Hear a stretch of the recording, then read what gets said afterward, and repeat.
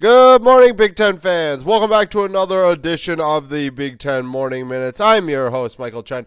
It is Monday, January 28th, 2019. Give me a follow on Twitter at MFC2123. I'm going to bring you all the up-to-date Big Ten news outside of the box score. And we'll start on the football side as Iowa's going to get a little bit of running back depth.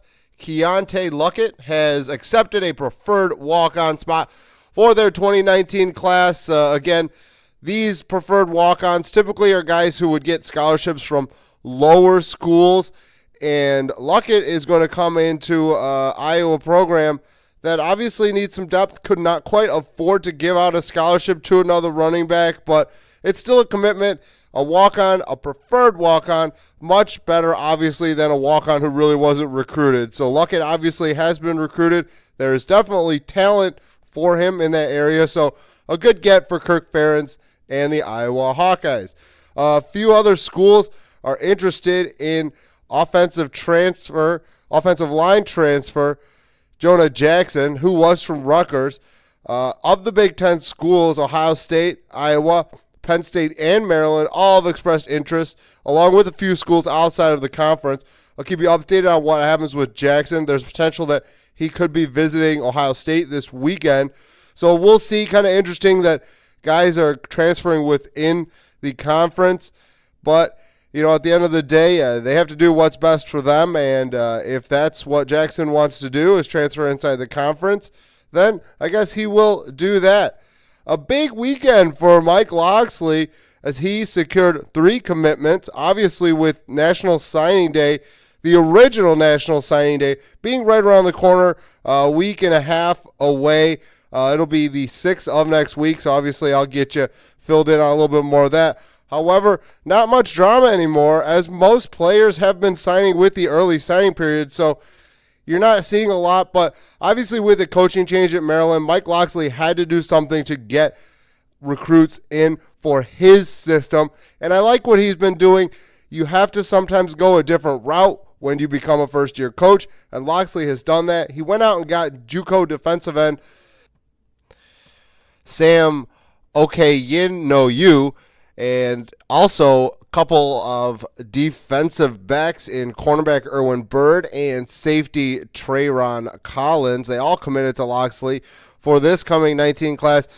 Locksley did have some bad news this weekend. It all wasn't good for him as 20 quarterback commitment David Summers flipped to Syracuse. But in all reality, that might have been just the fact that the previous staff had recruited Summers. So this might not be a big loss in Locksley's eyes. So don't look for Locksley to overreact and go after a couple quarterbacks in the 20 class. Look for him to take his time because he'll have a full recruiting cycle to go after next year's prospects. Although some of them obviously have been committing and giving a lot of visits to other schools, but I don't think he's necessarily behind the 8 ball in recruiting when it comes to the 20 class. Obviously the 19 class, he's having to scramble a little bit. But I think there's plenty of time for him to get a quality 20 class that'll go up to Maryland. The University of Michigan picked up a commitment as well this weekend. They had a lot of guys on campus, but although they only got 1 commit, it was a pretty solid one as Osman Savage has committed to their 20 class. They're off to a really good start in their 20 class, 8th overall according to the 24/7 composite. So Jim Harbaugh and his staff hasn't missed a beat. Although they lost a few coaches in the offseason to other schools, it still doesn't matter. That's still a Jim Harbaugh team. They're still going to come out and give you that big-time defensive look. So Michigan, Jim Harbaugh, very good job this weekend of securing at least 1 commitment from a good group of players that came in to visit. On to the hardwood. A couple of things happened this past weekend, some good, some bad. The good thing is 24/7 Sports announced their midseason All-American team as Wisconsin forward Ethan Happ and Michigan State guard Cassius Winston made the second team, while Purdue's guard Carson Edwards made honorable mention. As you saw this past weekend, Purdue really took it too. Yesterday they took it to Michigan State, so really good job there by Purdue and Carson Edwards. Nebraska, not only did they lose to Ohio State, they also lost their forward Isaac Copeland. Unfortunately for Copeland, he has torn his left ACL.